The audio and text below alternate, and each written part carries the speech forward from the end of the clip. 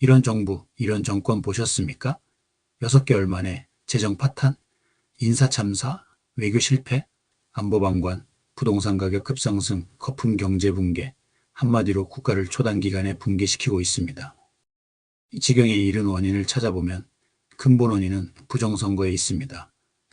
정치를 국가 발전과 국민의 삶을 개선하는 데 진력하는 것이 아니라 부정선거 공범들에게 대가를 지불해야 하고 가짜표들을 실어 나르는 간첩들 뒷바라지 해줘야 하고 부정선거를 덮기 위해 현금 살포 등 포퓰리즘 정책들을 남발하고 정치 언론을 동원해 보여주기식 선동정치를 하기에 급급하기 때문입니다. 중국 공산당의 국가 침략 행위인 부정선거를 공모하고 간첩들의 소요와 시위, 국기를 물랑케 하는 행위 등을 방관하는 행태는 이미 정상적인 정치가 불가능해졌다는 것을 의미합니다. 이렇게 중국 공산당의 침투를 방조하고 부정선거 공동정범들인 중국과 북한 눈치나 보고 부정선거 조력 집단 눈밖에 나지 않으려고 그리고 부정선거로 정권을 탈취한 죄를 감추려고 국민들을 호도하려고 소비 쿠폰으로 물가 상승시키고 노란봉투법으로 국내 기업들의 투자를 저해하고 동시에 기업의 해외 이전과 해외 투자로 달러 유출과 일자리 감소에 또 관세 협상 말아먹고 이 때문에 외환 보유액 불안하고 환율 급등을 막으려는 노력들이 수포로 돌아가고 이제는 최후의 수단인 국민연금으로 환율 급등을 막는 데까지 이르는 등 이런 일들이 생기는 저 바탕에는 부정선거가 있습니다. 단적으로 현재의 환율 폭등과 같은 위기를 맞이한 것도 표면적으로는 전혀 상관없어 보이는 부정선거가 그 근본 원인이라 할 수 있습니다. 지금 대한민국은 감당하기 어려운 관리 불가 수준의 나라 빚과 환율 폭등으로 제2의 IMF를 겪게 될 수도 있는 위기 참혹한 상황에 직면해 있습니다. 급기야 환율 방어를 위해 국민연금 적립금 우리나라 1년 예산의 2배에 달하는 1361조 원을 동원하겠다는 카드까지 꺼내들었습니다.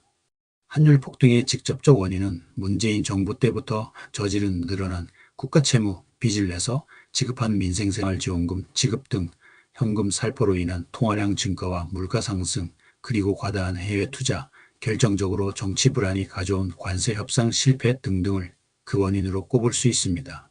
관세 협상 실패로 시장의 불안을 키운 외화 보유액 부족 문제와 가속화될 해외 투자 증가는 주식시장과 무역시장에서의 한국의 신인도를 하락시킴으로써 외국 자본의 국내 투자 철회나 포기를 촉발하고 있습니다. 게다가 기업 활동을 제약하는 강성 노조와 이들의 불법 파업을 뒷받침해주는 노란봉투법 제정은 국내 기업의 해외 이전과 해외 자본의 투자 철회나 철수라는 빌미를 제공했습니다. 이는 고스란히 일자리 감소로 이어지고 따라서 내수 경기 침체를 더욱 부채질하게 될 것입니다. 이러한 상황에서 관세 협상 실패는 달러 부족의 장기화에 기름을 붓는 결과를 가져왔습니다. 이러한 원인들의 배경에는 이재명 리스크가 큰 영향을 미치고 있으며 그 이면에는 부정선거가 있습니다. 부정선거로 당선된 범죄자, 대통령, 가짜 대통령, 그것이 작금의 대한민국이 맞이한 위기의 근본 원인입니다. 이런 사태를 맞이하게 될 것이라는 것을 우리는 본격적인 부정선거가 대규모적으로 저질러졌던 2020년 4.15 총선 때부터 예견됐던 일이었습니다. 이런 위기를 극복하는 첩경은 가짜 대통령, 범죄자 대통령이 대통령직에서 물러나는 것입니다. 하지만 이재명은 어떤 경우에도 스스로 물러나지 않을 것입니다. 아마 가능성이 없는 것은 아니지만 또 오히려 가장 가능성이 높은 일일 수도 있는데 정권 내부의 자중질환이 아니면 일어날 수 없는 일일 것입니다. 저들이 부정선거가 가져다주는 엄청난 과실을 포기할 리가 없습니다. 또 포기할 수도 없습니다. 부정선거가 아니면 저들은 이제 스스로 생존할 수도 없기 때문입니다.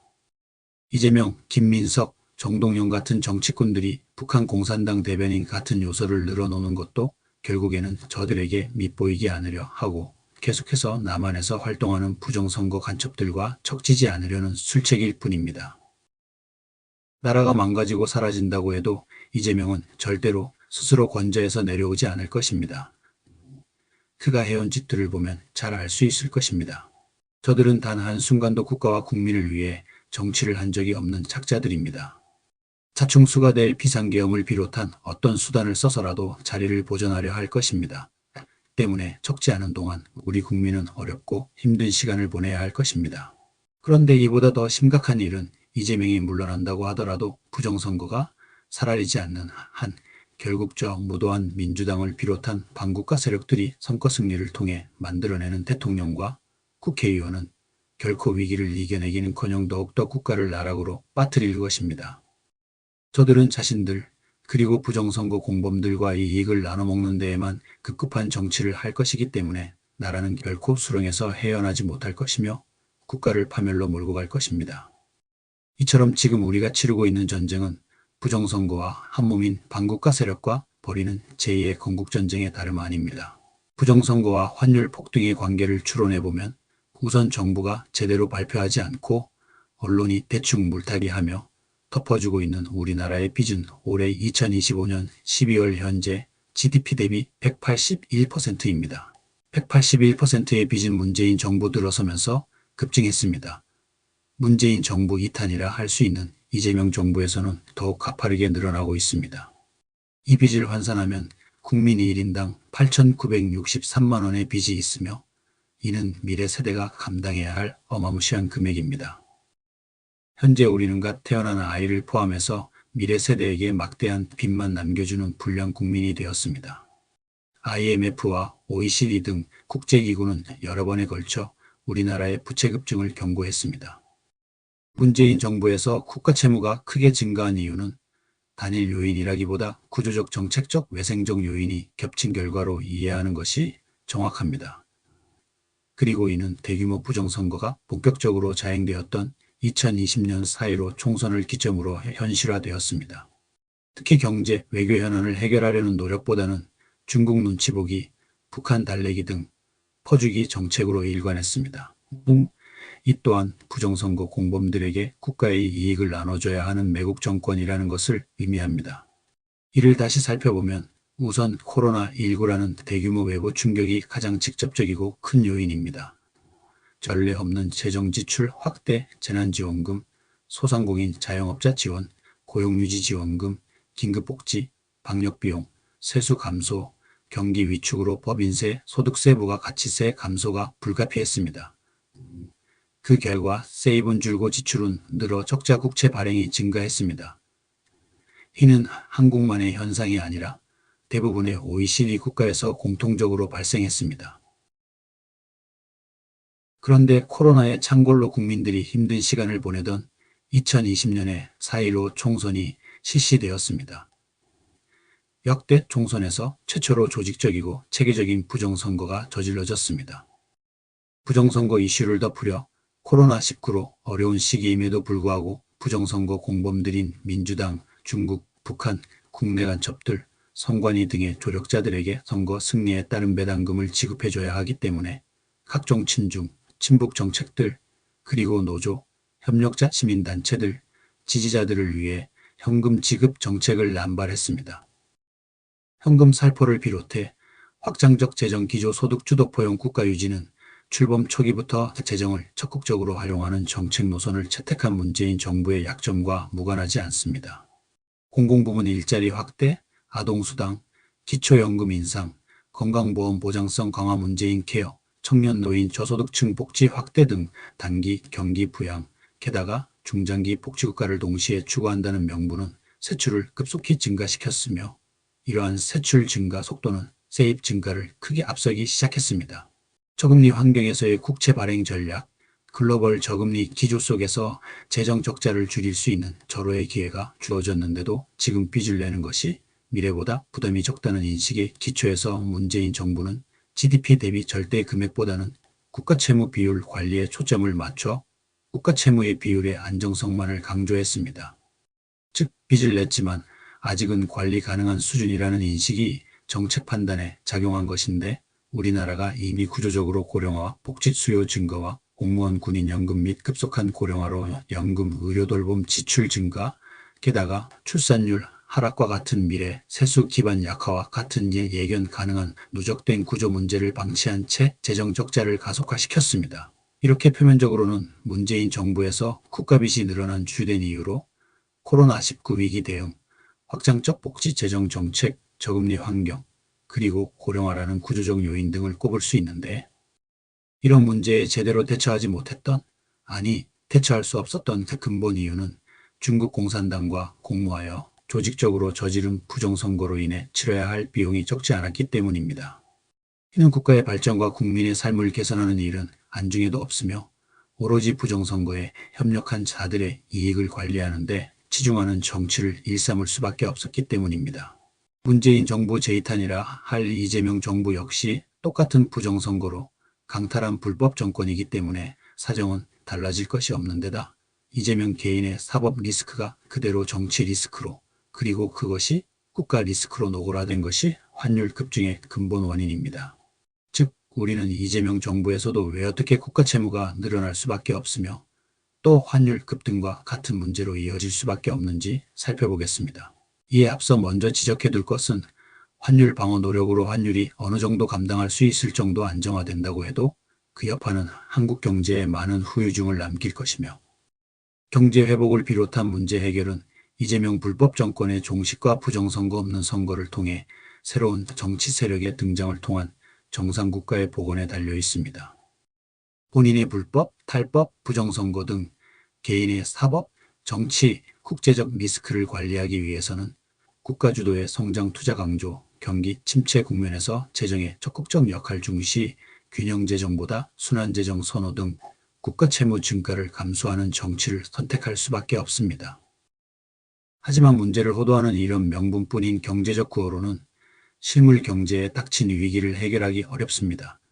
실질적인 문제는 지역화폐 공공투자 중심의 경기 부양 등 단기적으로 채무 증가 가능성이 큰 정책들을 남발하면서 점점 더 상황을 악화시킨다는 데 있습니다. 이재명 리스크가 가장 잘 나타난 사례로 관세 협상을 들 수 있습니다.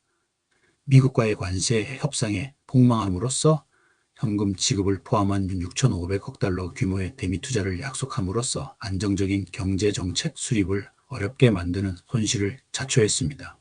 이런 결과는 이재명 스스로 부정선거로 당선된 자신의 정치적 입지, 정권의 정당성을 방어하기 위해서 무리한 협상, 스스로 더 많은 것을 갖다 바치는 조공 협상을 할 수밖에 없었던 데서 비롯된 것입니다. 이렇게 해서 외환 보유액의 안정적 관리가 위험해지자 이재명은 환율 방어 정책, 외환시장 개입, 금리 메시지 관리 등에 적극적으로 나설 수밖에 없었으나 이에는 구조적으로 상당한 리스크가 수반될 수밖에 없습니다. 우선 환율 상승의 주원인으로 대외 요인 달러 강세, 금리차, 지정학적 불확실성, 자본 이동과 국내 구조 요인 성장 둔화, 경상수지 변동성, 물가 상승 등을 꼽을 수 있는데 이재명은 이에 대한 근본적 대책이 아니라 증상 억제에 치중하고 있습니다.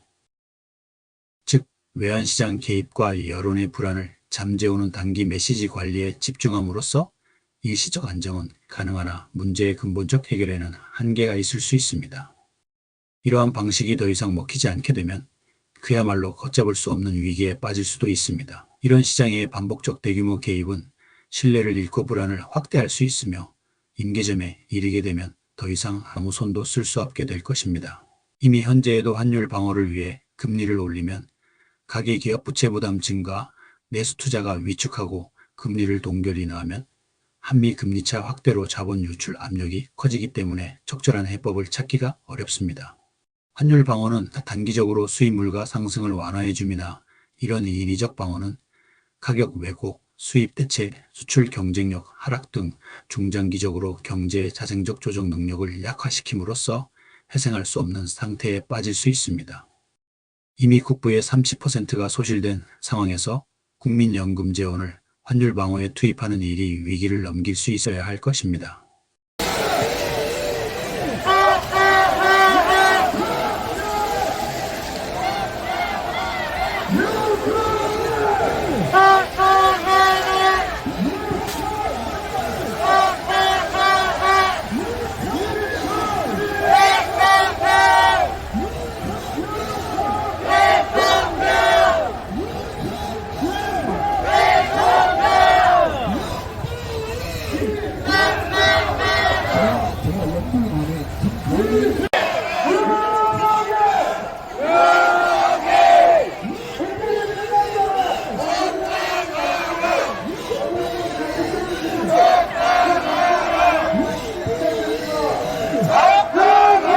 그것을 이재명 자신도 알고 민주당도 알고 자기 정치만 하는 국힘당의 밥벌이 정치꾼들도 모두 알고 있습니다.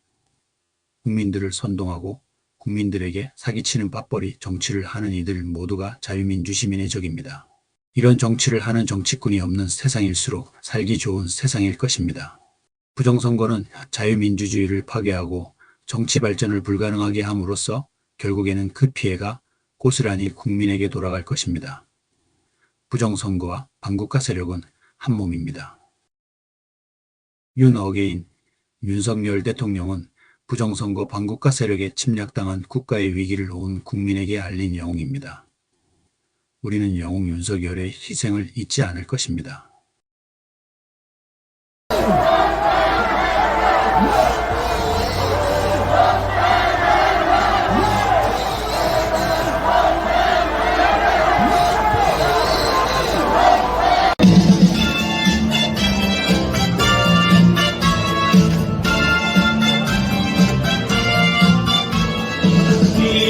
인생의